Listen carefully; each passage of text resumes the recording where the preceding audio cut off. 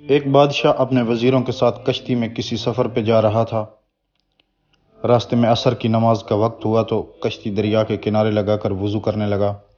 وضو کرتے ہوئے اچانک اس کا وضو والا برتن پانی میں گر گیا۔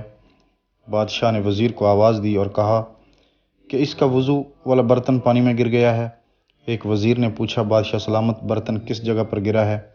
بادشاہ نے اپنے ہیرے کی قیمتی انگوٹھی اتاری اور پانی میں پھینک کر کہا، اس جگہ پہ گرا ہے۔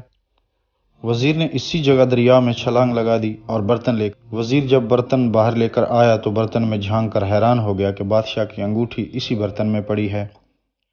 وہ حیران و پریشان ہو کر بادشاہ کو دیکھنے لگا اور کچھ دیر سوچنے کے بعد کہا، بادشاہ سلامت، آپ کے اس غلام نے کئی سالوں تک آپ کی خدمت کی ہے۔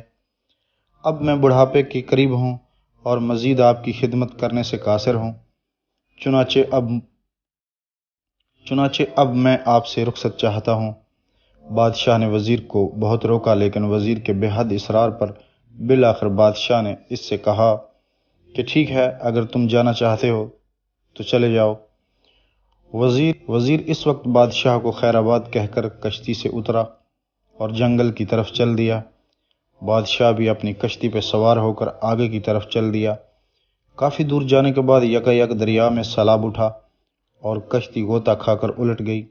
بادشاہ دریا میں ڈوبنے ہی والا تھا کہ اس کے ہاتھ میں ایک لکڑی کا تیرتا ہوا صندوق آ گیا۔ بادشاہ اس صندوق پر بیٹھ گیا۔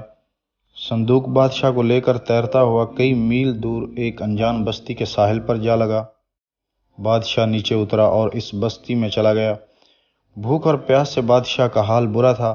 چلتے چلتے اچانک بادشاہ کی نظر ایک شخص پر پڑی جو اپنی ریڑھی پر بھنے ہوئے چنے بیچ رہا تھا۔ بادشاہ اس شخص کے پاس گیا اور اس سے کہا کہ میں یہاں مسافر ہوں۔ میں کشتی میں سفر کر رہا تھا کہ یکایک سیلاب آیا اور میرا تمام ساز و سامان اشرفیاں دریا میں بہہ گئیں۔ بڑی مشکل سے جان بچا کر ادھر پہنچا ہوں۔ اب میرے پاس کھانے کو کچھ نہیں۔ تمہارا احسان ہوگا کہ کچھ چنے کھانے کو دے دو۔ بادشاہ کی حالت دیکھ کر اس شخص نے کچھ چنے بادشاہ کو دے دیے اور ساتھ ہی کہا کہ اگر تم روزانہ جنگل سے لکڑی کاٹ کر مجھے لا دو تو میں اس کے بدلے تمہیں بھنے ہوئے چنے دے دوں گا۔ بادشاہ کو اس انجان بستی میں اپنا پیٹ پالنے کا کوئی دوسرا راستہ نظر نہیں آ رہا تھا، چنانچہ اس نے یہی کام شروع کر دیا۔ وہ رات اسی چنے والے کی کٹیا میں سوتا اور صبح اٹھ کر جنگل کی طرف نکلتا اور دن بھر کی مشقت کے بعد لکڑیاں کاٹ کر اسے چنے والے کو دے دیتا۔ اس حالت میں کئی سال گزر گئے۔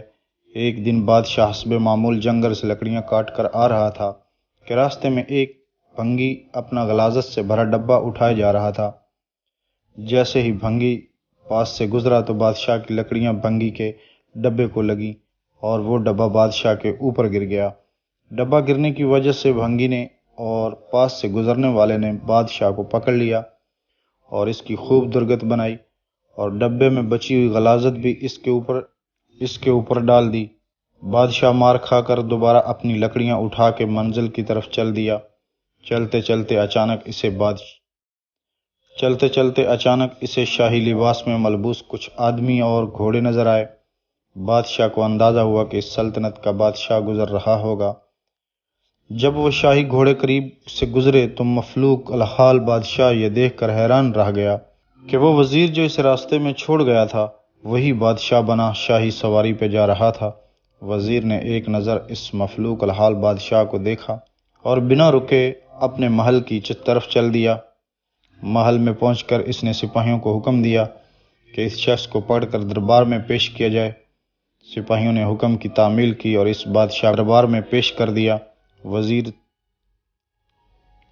وزیر جو اب بادشاہ بنا کھڑا تھا، سپاہیوں کو حکم دیا کہ اسے نہلا کر عمدہ لباس پہنایا جائے۔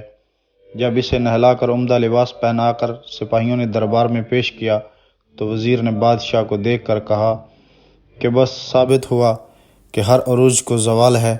بادشاہ سلامت، جس دن آپ نے اپنی قیمتی انگوٹھی پانی میں پھینکی تھی اس دن میں بہت حیران اور اس سے زیادہ حیران و پریشان میں اس بات پہ ہوا کہ وہ انگوٹھی اس برتن میں جا گری اس دن میں سمجھ گیا تھا کہ آپ بادشاہ اپنے عروج کی انتہا پر ہے، اور مجھے یقین تھا کہ اس عروج کو اب زوال عنقریب ہے۔